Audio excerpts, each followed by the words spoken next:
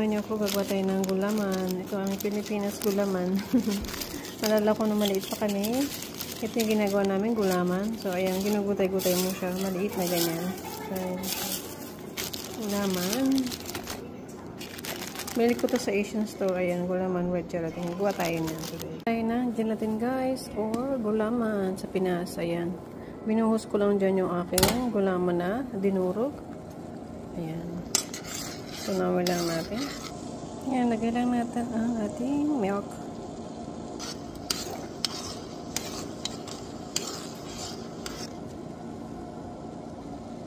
Yan ang ating pasas. Ayan, lagay natin dyan sa ating paglagay ng gelatin.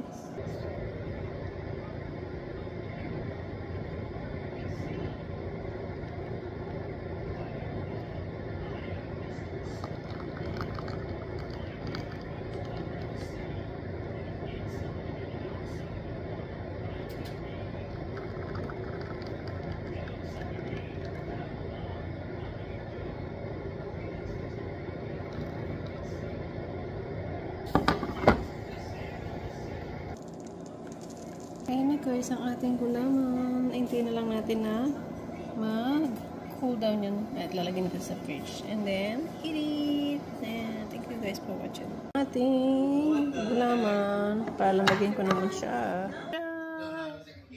Guys, tikman na natin itong ating ginawang gulaman kagabi.